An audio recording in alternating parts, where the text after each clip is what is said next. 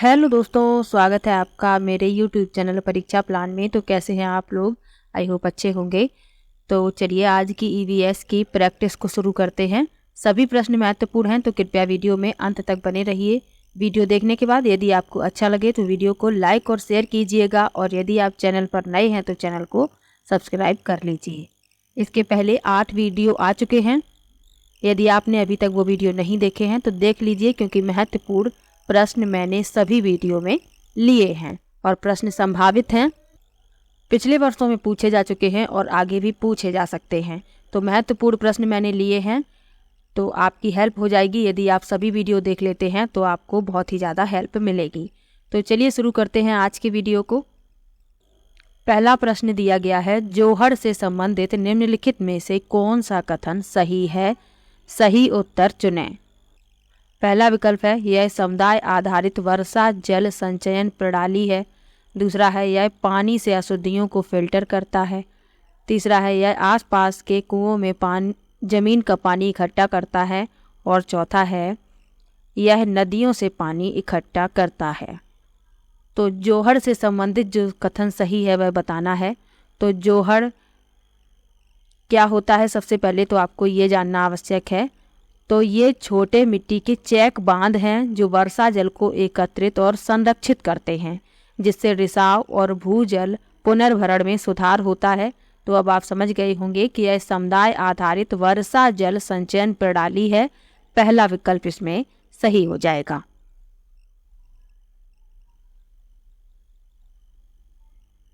अगला प्रश्न देखते हैं। लिखा है, डॉक्टर मरीजों में मलेरिया की पहचान के लिए खून की जांच कराने के लिए निर्देशित करते हैं। खून की जांच से पहला विकल्प है, उसमें उपस्थित हीमोग्लोबिन का पता चलता है। दूसरा है, उसमें उपस्थित लौह तत्व की मात्रा का पता चलता है। तीसरा है, उसमें मादा मच्छर के अंडों की उपस्थिति का पता चलता है। और चौथा विकल्प है, उसमें उपस्थित जीवाणुओं का पता चलता है।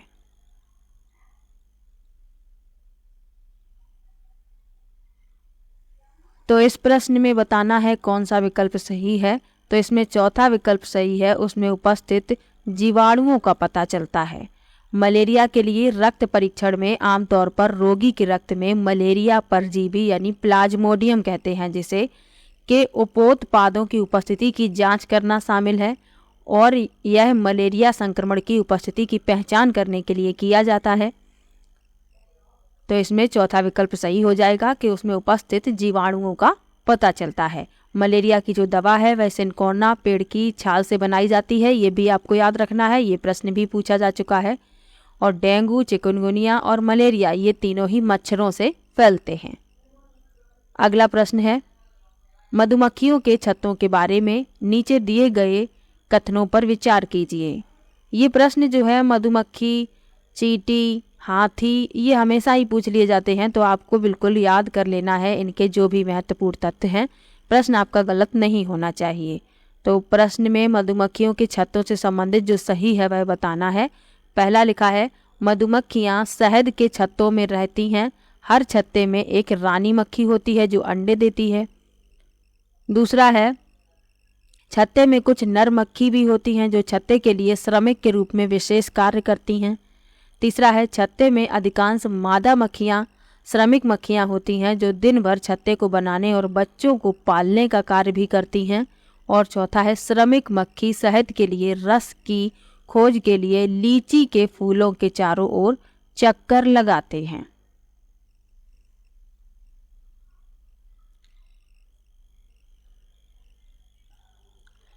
तो इसमें जो सही है वह बताने हैं। मधुमक्खियाँ शहद के छत्तों में रहती हैं। हर एक छत्ते में रानी मक्खी होती है जो अंडे देती है। छत्ते में 3 प्रकार की मधुमक्खियाँ होती हैं, श्रमिक मधुमक्खी, रानी मक्खी और नर मधुमक्खी। नर मधुमक्खियाँ कोई विशेष कार्य नहीं करती हैं और कुछ ही नर मधुमक्खियाँ होती हैं। जो श्रमिक मधुमक्खियाँ होती हैं ये बहुत ही महत्वपूर्ण होती हैं छत्ते के लिए। ये छत्ते बनाने का कार्य, फूलों से रस एकत्र करने का कार्य, शहद बनाने का कार्य, बच्चे पालने का कार्य, ये सभी कार्य श्रमिक मधुमक्खियां ही करती हैं। तो इसमें ए सही है। छत्ते में कुछ नर मक्खी होती हैं जो श्रमिक होती हैं, ये गलत है, क्योंकि जो नर मक्खियां हैं वो श्रमिक नहीं होती और कोई विशेष कार्य भी नहीं करती हैं। छत्ते में अधिकांश मादा मक्खियां होती हैं। श्रमिक मक्खियां होती हैं जो दिन भर छत्ते को बनाने और बच्चों को पालने का कार्य करती हैं। तो श्रमिक मक्खियां होती हैं लेकिन दिन भर छत्ता नहीं बनाती, वो और भी कार्य करती हैं, जैसे फूलों से रस एकत्र करती हैं, बच्चों को पालती हैं, छत्ता बनाती हैं और भी कार्य करती हैं। दिन भर बच्चों को नहीं पालती, दिन भर छत्ता भी नहीं बनाती हैं। तो ये गलत हो गया। बी भी गलत है, सी भी गलत है। डी सही है। श्रमिक मक्खी शहद के लिए रस की खोज के लिए लीची के फूलों के चारों ओर चक्कर लगाती हैं, क्योंकि लीची के फूल मधुमक्खियों को लुभाते हैं। तो ए और डी इसमें सही है, चौथा विकल्प इसमें सही हो जाएगा। इसके अलावा एक प्रश्न और पूछा जाता है कि मधुमक्खी पालन शुरू करने का सबसे अच्छा समय कौन सा है। तो अक्टूबर से दिसंबर के बीच मधुमक्खी पालन शुरू करने का सबसे अच्छा समय है, क्योंकि ये समय मधुमक्खियों के अंडे देने का समय होता है। तो ये आपको याद रखना है। अगला प्रश्न देखते हैं। पक्षियों का अध्ययन करने वालों ने यह प्रेक्षण किया कि पक्षियों की एक विशेष प्रजाति नर पक्षी अपने अपने घोंसले बनाते हैं। मादा पक्षी उन सभी घोंसलों को देखती है, उनमें से उसे जो सबसे अच्छा लगता है उसमें ही वह अंडे देने का निश्चय करती है। इस पक्षी का नाम है, पहला विकल्प है दर्जन चिड़िया, दूसरा है बीवर पक्षी, तीसरा है कलचिड़ी और चौथा है शक्करखोरा।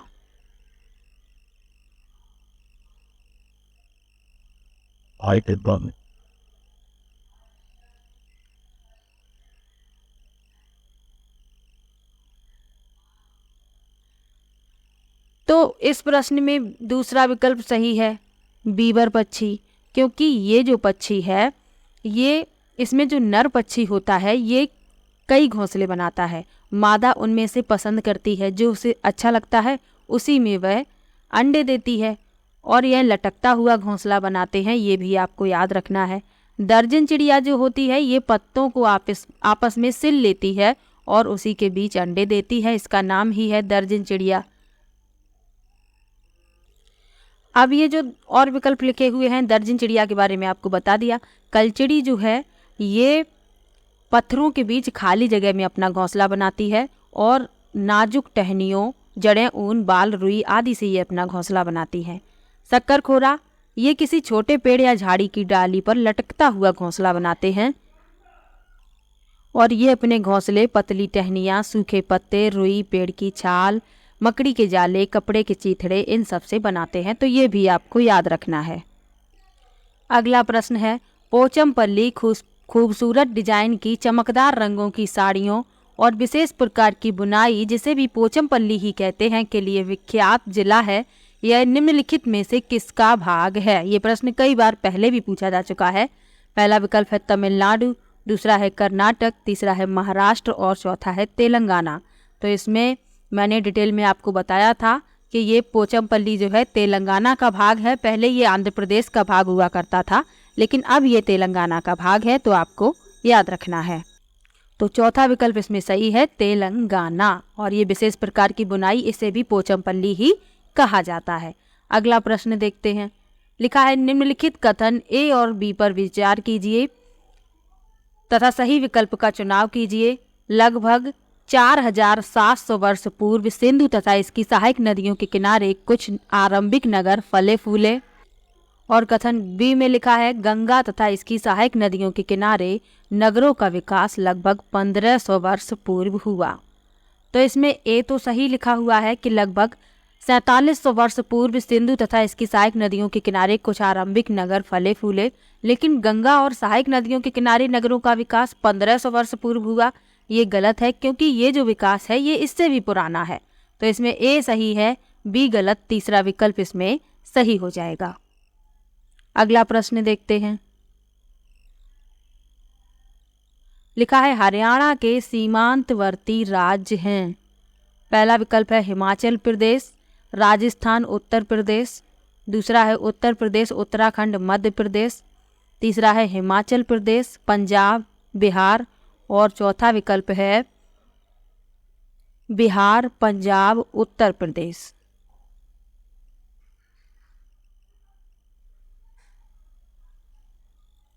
तो हरियाणा के सीमांतवर्ती राज्य पूछे गए हैं। पहला विकल्प इसमें सही है, हिमाचल प्रदेश, राजस्थान और उत्तर प्रदेश। ये हरियाणा के सीमांतवर्ती राज्य है। एक प्रश्न आपको मैप से जरूर मिलेगा, नक्शे से, तो आप ध्यान से समझ लीजिए कौन सा राज्य किसके समीप है, पड़ोसी है, इसी से प्रश्न बन जाता है। अगला प्रश्न देखते हैं। लिखा है कथन ए और आर को ध्यान से पढ़ें, निम्नलिखित प्रश्नों का उत्तर दें। रेशम का कीड़ा अपनी मादा को उसकी गंध से कई किलोमीटर दूर से ही पहचान लेता है। दूसरा है कुछ मादा कीड़े फेरीमोनस छोड़ते हैं जिसके गंध को नर कीड़े पहचान लेते हैं।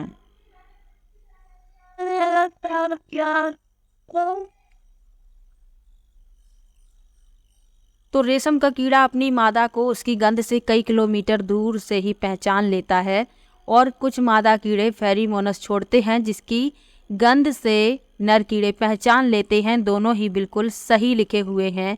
ए और आर दोनों सही हैं और आर ए की सही व्याख्या भी कर रहा है, तो पहला विकल्प इसमें सही हो जाएगा। ये प्रश्न भी पूछा गया है तो आपको याद रखना है। रेशम का कीड़ा अपनी मादा को कई किलोमीटर दूर से ही पहचान लेता है। अगला प्रश्न है दिए गए कथनों को ध्यानपूर्वक पढ़ें एवं सही विकल्प चुनें। कथन ए लिखा है जाइलम जल और खनिजों को जड़ों से पौधे के बाकी हिस्सों तक पहुंचाता है। कथन बी लिखा है फिलोएम भोजन को पत्तियों से पौधे के विभिन्न भागों में स्थानांतरित करता है। तो दोनों ही बिल्कुल सही है। जाइलम खनिज और जल को जड़ों से पौधों के बाकी हिस्सों तक पहुंचाता है और फ्लोएम भोजन को पत्तियों से पौधे के विभिन्न भागों में स्थानांतरित करता है। दोनों ही सही हैं, तो पहला विकल्प इसमें सही हो जाएगा। अगला प्रश्न देखते हैं। लिखा है रवि ने एक गिलास में जल लिया, उसमें उसने एक साबुत नींबू डाल दिया, फिर वह उस गिलास में बहुत सारा नमक डालता है, आधा चम्मच एक बार में। कुछ समय पश्चात उसने पाया कि पहला विकल्प है नींबू जल में डूब गया, दूसरा है नींबू जल में तैरने लगा, तीसरा है नींबू जल में दो भागों में टूट गया और चौथा है नींबू गिलास के बीचों बीच चला गया। तो ये जो प्रश्न है ये पहले भी पूछा गया है, लेकिन पूछने का तरीका अलग था। इस बार दूसरे तरीके से पूछा गया है। तो आप लोगों ने यदि प्रैक्टिस देखी है तो आपको पता होगा कि नींबू जो है साधारण पानी में डूब जाता है लेकिन नमकीन पानी में तैरता है, क्योंकि नमकीन पानी का घनत्व साधारण पानी के घनत्व से अधिक होता है। तो रवि ने गिलास में नमक मिला दिया है तो उसका घनत्व अधिक हो गया है जल का, तो नींबू जल में तैरने लगेगा। दूसरा विकल्प इसमें सही हो जाएगा। अगला प्रश्न लिखा है नीचे दिए गए कथनों ए और बी पर विचार कीजिए। कथन ए है बोरा असम में उपयोग की जाने वाले धान का एक सामान्य प्रकार है। धान की खेती चिकनी मिट्टी में अच्छी होती है एवं इस फसल को प्रचुर मात्रा में पानी चाहिए। निम्नलिखित में से सही कोड चुनिए। जो सही है वह आपको बताने हैं।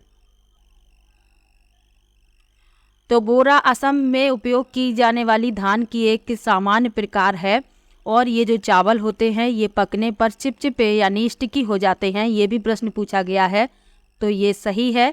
और धान की खेती चिकनी मिट्टी में अच्छी होती है और इसे प्रचुर मात्रा में पानी चाहिए होता है। तो बी भी सही है। ए और बी दोनों ही सही हैं। पहला विकल्प इसमें सही हो जाएगा। अगला प्रश्न है उस वस्तु का द्रव्यमान ज्ञात कीजिए जिसका घनत्व 12 ग्राम प्रति मिलीलीटर है तथा आयतन 3 मिलीलीटर है। तो द्रव्यमान क्या होता है? घनत्व गुणा आयतन। घनत्व दिया गया है 12 और आयतन है 3, दोनों का गुणा कर देंगे 12 तिया 36 यानी 36 ग्राम हो जाएगा वस्तु का द्रव्यमान। तीसरा विकल्प इसमें सही हो जाएगा। अगला प्रश्न है घड़सीसर से संबंधित निम्नलिखित कथनों में से कौन सा कथन सही नहीं है? सही उत्तर चुनें। पहला है जैसलमेर राजा घड़सी ने इसे बनाया था। यह लगभग 650 साल पहले बनाया गया था। तीसरा है यह 9 तालाबों से जुड़ा हुआ है। यह तालाब आज भी प्रयोग में है। तो इसमें जो सही नहीं है यानी जो गलत है वह बताना है।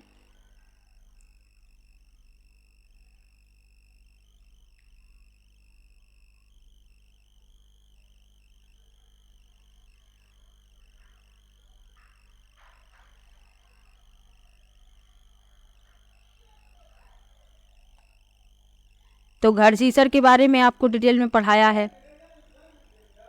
तो जैसलमेर के राजा घड़सी ने इसे बनवाया था, सही है। यह लगभग 650 साल पहले बनाया गया था। यह 9 तालाबों से जुड़ा है, ये भी सही है। लेकिन यह आज भी प्रयोग में है, ये गलत है क्योंकि अब इनका प्रयोग नहीं होता है। तो चौथा विकल्प इस प्रश्न का उत्तर हो जाएगा। अगला प्रश्न देखते हैं। लिखा है दिए गए कथनों को ध्यान पूर्वक पढ़ें और सही विकल्प चुनें। अभिकथन है हम अधिक ऊंचाई की तुलना में समुद्र तल पर आसानी से खाना पका सकते हैं। दूसरा कारण लिखा है इसमें अधिक ऊंचाई पर पानी का क्वथनांक बढ़ जाता है।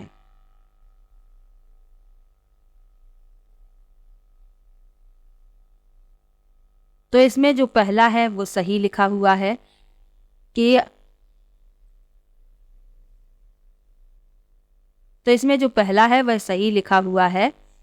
कि अधिक ऊंचाई की तुलना में समुद्र तल पर आसानी से खाना पका सकते हैं। लेकिन अधिक ऊंचाई पर पानी का क्वथनांक बढ़ जाता है, ये गलत है क्योंकि अधिक ऊंचाई पर वायुमंडलीय दबाव कम होता है और पानी जो है कम तापमान पर उबलने लगता है। तो ये गलत है। ए सही है, आर गलत है। तो आपका तीसरा विकल्प इसमें सही हो जाएगा। अगला प्रश्न है निम्नलिखित में से त्योहारों के उस समूह को चुनिए जिन्हें पूर्णिमा को मनाया जाता है। तो जो त्योहार पूर्णिमा के दिन मनाए जाते हैं वह बताने हैं। पहला विकल्प है दिवाली, गुरु नानक जन्म दिवस और रक्षाबंधन। दूसरा है होली, महाशिवरात्रि, बुद्ध जयंती। तीसरा है होली, रक्षाबंधन, गुरु नानक जन्म दिवस और चौथा है दिवाली, महाशिवरात्रि, गुरु नानक जन्म दिवस। तो इसमें तीसरा विकल्प सही है। होली, रक्षाबंधन और गुरु नानक जन्म दिवस ये तीनों ही पूर्णिमा के दिन मनाए जाते हैं। तीसरा विकल्प इसमें सही है। अगला प्रश्न देखते हैं।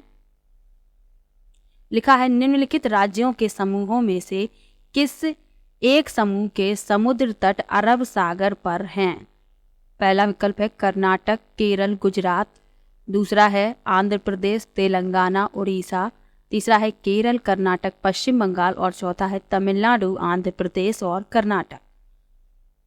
तो राज्यों के समूह जो अरब सागर के तट पर हैं, इसमें बताना है कौन सा विकल्प सही है। तो पहला विकल्प इसमें सही है कर्नाटक, केरल, गुजरात, ये तीनों ही अरब सागर पर हैं। इस समूह के जो समुद्र तट हैं वो अरब सागर पर हैं। तो पहला विकल्प इसमें सही हो जाएगा। अगला प्रश्न देखते हैं। अरब सागर से और कौन कौन से राज्य लगे हुए हैं। तो गुजरात, महाराष्ट्र, गोवा, दमन व दीव, कर्नाटक, केरल, लक्षद्वीप, दादरा व नगर हवेली। और बंगाल की खाड़ी से जो राज्य लगे हुए हैं वो कौन से हैं। पश्चिम बंगाल, उड़ीसा, आंध्र प्रदेश, तमिलनाडु, पुदुचेरी, अंडमान निकोबार द्वीप समूह। ये भी याद रखिएगा, ये पूछ लिए जाते हैं। अगला प्रश्न है हमारे देश के मानचित्र में झारखंड कहाँ स्थित है। पहला विकल्प है उत्तर प्रदेश के पश्चिम में। दूसरा है पश्चिम बंगाल के पूर्व में। तीसरा है उड़ीसा के उत्तर में और चौथा है छत्तीसगढ़ के दक्षिण पूर्व में। तो झारखंड पूछा गया है, उड़ीसा के उत्तर में है। सी विकल्प इसमें सही है। मैप वाला प्रश्न जरूर आता है तो आप लोगों को ध्यान रखना है कहाँ पर कौन सा राज्य है। जब मैंने प्रीवियस ईयर के क्वेश्चन पढ़ाए हैं तब ये इस प्रकार के क्वेश्चन आए तो मैंने उसमें मैप दिखाया था। तो अब मैं प्रैक्टिस करवा रही हूँ तो मैप अभी मैंने नहीं दिखा पाए हैं किसी में। पहले मैंने प्रीवियस ईयर के क्वेश्चन में मैप से ही समझाया था। अगला प्रश्न है नीचे दिए गए शहरों में से किस एक में रेत के पहाड़ हैं जिन्हें रेत के टीले कहा जाता है। पहला विकल्प है काबुल, दूसरा है अबू धाबी, तीसरा है बर्लिन और चौथा है थिम्पू। तो रेत के टीले कहाँ पर पाए जाते हैं। आप लोगों को पता है रेत के टीले अबू धाबी में पाए जाते हैं। ये मैंने आपको बताया है। अबू धाबी वाला जब लेसन पढ़ाया था तो उसमें डिटेल में बताया था। यहाँ पर जो पानी है वह पेट्रोल से महंगा है और अबू धाबी जो है संयुक्त अरब अमीरात की राजधानी है और ये रेगिस्तानी क्षेत्र है। यहाँ गर्मी बहुत अधिक होती है। यहाँ की जो मुद्रा है वह दिरहम है। यहाँ के लोग अरबी भाषा बोलते हैं। तो ये सब आपको याद रखना है। अगला प्रश्न देखते हैं। किसी पर्वतीय क्षेत्र में प्रेक्षण करने पर यह पाया गया कि लोगों ने अपने घर पत्थर, मिट्टी, लकड़ी और चूने से बनाए हैं। घर 2 मंजिले हैं। नीचे की मंजिल पर जानवरों को रखते हैं तथा ज़रूरत का सामान भी इकट्ठा करके रखते हैं। वह स्वयं पहली मंजिल पर रहते हैं। सभी घरों की छतें समतल हैं। इन्हें पेड़ों के मोटे तनों से बनाया गया है। यह पर्वतीय क्षेत्र नीचे दिए गए किस प्रदेश का भाग है? पहला विकल्प है अरुणाचल प्रदेश, दूसरा है मेघालय, तीसरा है हिमाचल प्रदेश और चौथा है जम्मू और कश्मीर। तो इस तरीके के घर लेह और लद्दाख में बनाए जाते हैं। पहले ये जम्मू कश्मीर का भाग हुआ करता था और ये प्रश्न पहले का ही है, तो आपको यहाँ याद रखना है। इसमें चौथा विकल्प सही होगा, लेकिन अब यह प्रश्न पूछा जाएगा तो आपको उसमें लद्दाख मिलेगा ऑप्शन में, तो आपको लद्दाख याद रखना है। पहले ये जम्मू कश्मीर का भाग हुआ करता था, तो यहाँ पर आप मान लीजिए कि लद्दाख इसका ऑप्शन सही है। ये लद्दाख और लेह में इस प्रकार के घर बनाए जाते हैं। चौथा विकल्प इसमें सही हो जाएगा। अगला प्रश्न है, नारियल डली हुई किसी भी करी के साथ उबला हुआ टैपियोका निम्नलिखित में से किस क्षेत्र का प्रिय भोजन है? पहला विकल्प है केरल, दूसरा है पश्चिम बंगाल, तीसरा है बिहार और चौथा है तमिलनाडु। तो टैपियोका जो है केरल के लोग खाते हैं। पहला विकल्प इसमें सही हो जाएगा। बिहार में लिट्टी चोखा खाया जाता है, पश्चिम बंगाल में झींगे आलू पोस्ते खाए जाते हैं और तमिलनाडु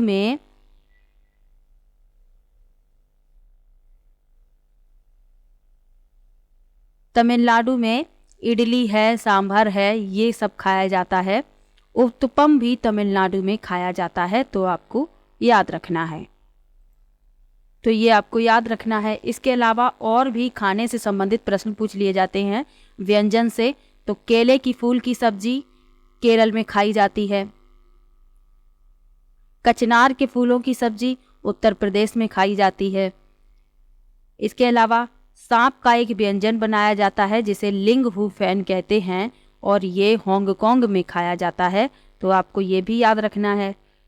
गोवा में नारियल के तेल में पकाई गई समुद्री मछली खाना पसंद करते हैं और जम्मू कश्मीर में सरसों के तेल में पकाई गई मछली को खाना पसंद करते हैं। तो ये आपको याद रखना है। सहजन के फूल के पकौड़े महाराष्ट्र में खाए जाते हैं। तो यही सब पूछ लिए जाते हैं, तो आपको याद रखना है। अगला प्रश्न है, आमतौर पर यह माना जाता है कि रात में जागने वाले जानवर हर चीज को जिस रंग में देखते हैं वे रंग हैं। पहला विकल्प है बैंगनी और नीला, दूसरा है हरा और पीला, तीसरा है नारंगी और लाल और चौथा है काला और सफ़ेद। तो रात में जागने वाले जानवर हर चीज को काला और सफ़ेद रंग में ही देख पाते हैं। चौथा विकल्प इसमें सही हो जाएगा। अगला प्रश्न देखते हैं, केंचुओं को किसान का मित्र माना जाता है, इसके लिए निम्नलिखित में से सही कारणों को चुनिए। लिखा है केंचुए मृत पत्तियों और पौधों को खाते हैं तथा इनके मल से जमीन उपजाऊ बनती है। दूसरा है केंचुए खरपतवार खाते हैं जिससे मुख्य फसल की रक्षा होती है।